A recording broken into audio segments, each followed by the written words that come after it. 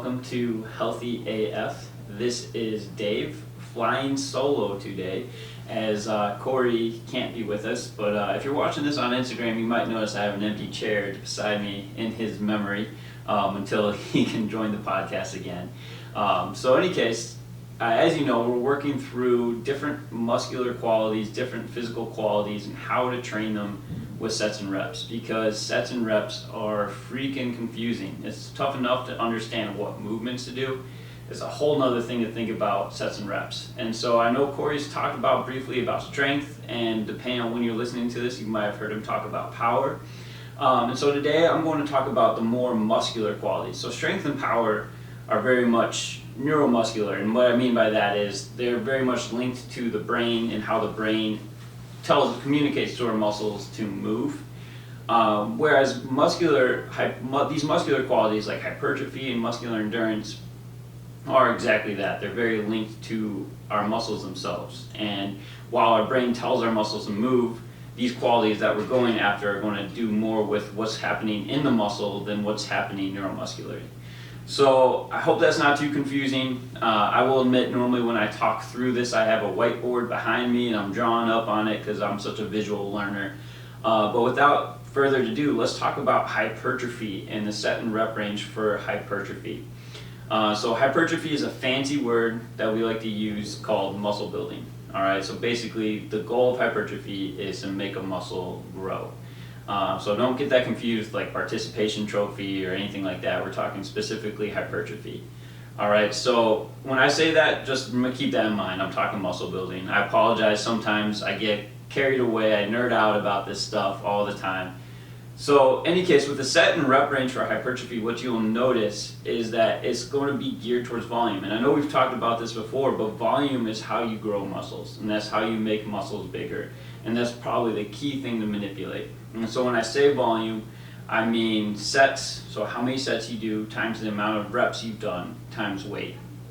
And so with that being the primary thing that we are targeting, what's going to happen is the sets and reps should reflect that when we are setting up a program based around muscle building. So if you remember, for strength, your sets and reps, you don't typically go above 6 reps. With hypertrophy, when you get to that range, you're going to think about anywhere from 3 to 6 sets, and you're going to go anywhere from 6 to 12 reps.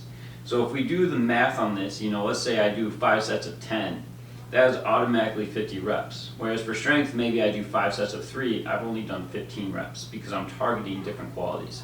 And again, I want higher volume with hypertrophy because I want to grow that muscle. I want to make the muscle bigger in some shape or form.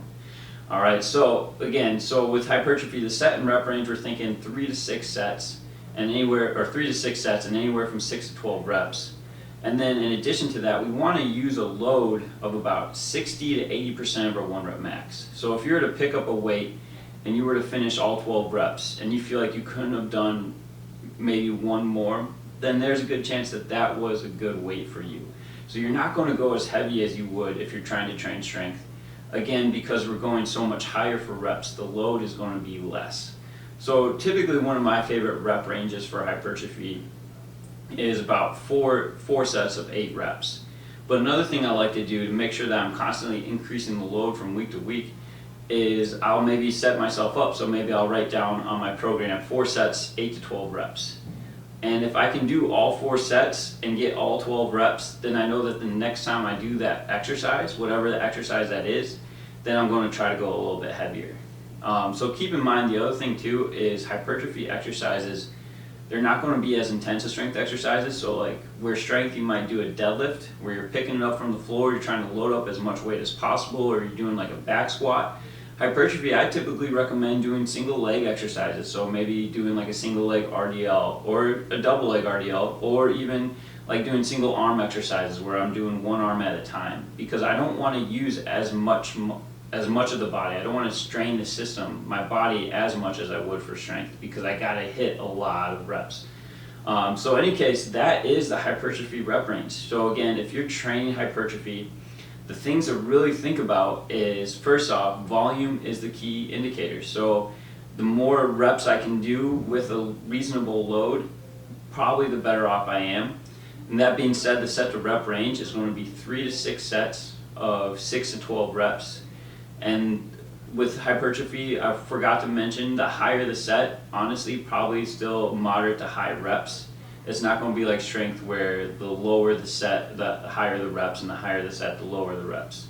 So again, set the rep range 3 to 6, 6 to 12.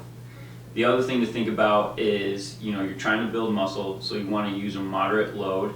And the third thing is to think about using exercises that aren't going to strain your system as much. So again, don't use maybe deadlifts or back squats. Maybe the better alternative might be a lighter goblet squat, even maybe a leg press if you have access to it. And single leg exercises and single arm exercises are going to work better in the hypertrophy range. And that's for the hypertrophy range for you. So if you have any questions, don't hesitate to reach out.